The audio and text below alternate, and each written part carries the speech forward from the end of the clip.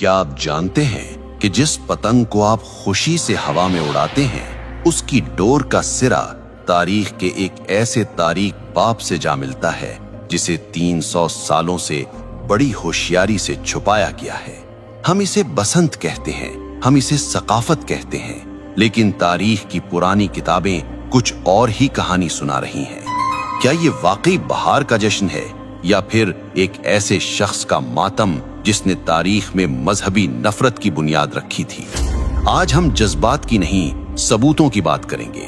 आज हम तारीख के उस बंद दरवाजे को खोलेंगे और आपके सामने वो हकाइक रखेंगे जो शायद आपसे हमेशा छुपाए गए। हमारी कहानी का आगाज आज के लाहौर से नहीं बल्कि 1734 ईस्वी यानी 1734 एडी के सियालकोट से होता है। ये मुगल बादशाह मोहम्मद शाह रंगीला का दौर था। सियालकोट के एक मदरसे में मुस्लिम और हिंदू बच्चे साथ पढ़ते थे।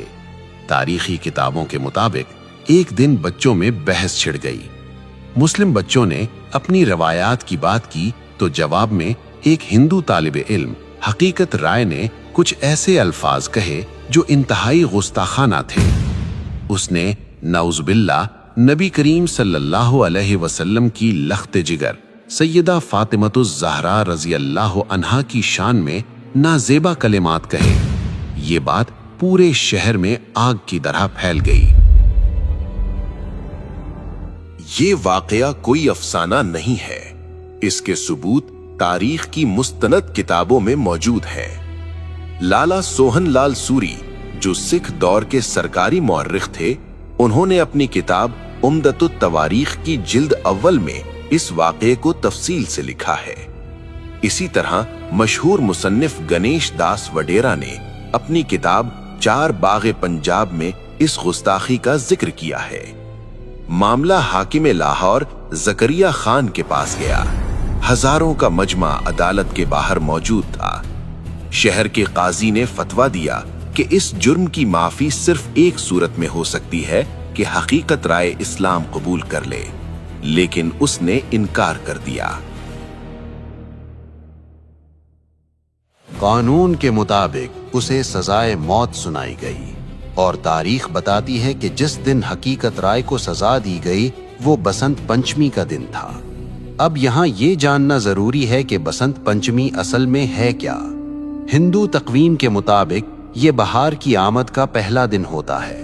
बसंत का मतलब है बहार और पंचमी का मतलब है पांचवां दिन। ये दिन इल्म और फन की देवी सरस्वती की पूजा से मंसूब है। इस दिन हर तरफ जर्द रंग नजर आता है। लोग जर्द कपड़े पहनते हैं और पीले पकवान बनाते हैं, क्योंकि जर्द रंग सरसों के खिलते हुए फूलों और जिंदगी की अलामत समझा जाता है।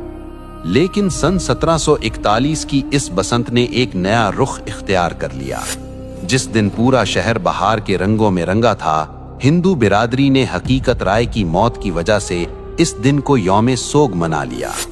कहा जाता है कि उसकी याद में उन्होंने आसमान की बुलंदियों की तरफ पतंगें उड़ाना शुरू की ताकि उसकी रूह को खिराज तहसीन पेश किया जा सके और ये पैगाम दिया जाए कि एक मासूम की रूह आसमानों की वुसअतों में आजाद है। ये था वो बीज जो एक मजहबी जश्न के अंदर एक खास वाक़े की याद और नफरत की जमीन में बोया गया था। लेकिन हैरत की बात यह है कि वो दिन जो एक मौत के दुख में सोग के तौर पर शुरू हुआ था, वो वक्त की धूल में दबकर एक अजीमुशान जश्न में कैसे बदल गया। वक्त का पहिया घूमा और पंजाब में सिखों की हुकूमत कायम हो गई। ये महाराजा रंजीत सिंह का दौर था। रंजीत सिंह ने देखा कि बसंत का त्यौहार लोगों में मकबूल है। उन्होंने इस मजहबी सोग को एक शाही मेले में बदल दिया। तारीखी रिकॉर्ड्स बताते हैं कि महाराजा हर साल इस त्यौहार पर लाखों रुपए उस जमाने के पतंगों और इनामो इकराम पर लुटा देते थे। यहीं से मुसलमानों ने भी अनजाने में इसे महज एक कल्चरल इवेंट समझकर मनाना शुरू कर दिया। वो भूल गए कि इसकी बुनियाद कहां रखी गई थी।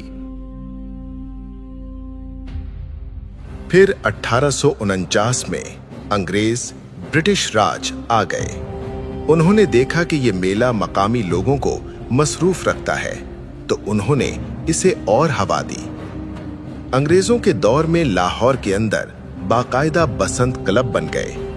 छतों पर होने वाली पार्टियां और होटलों में होने वाले रक्स अब लाहौर की पहचान बन चुके थे।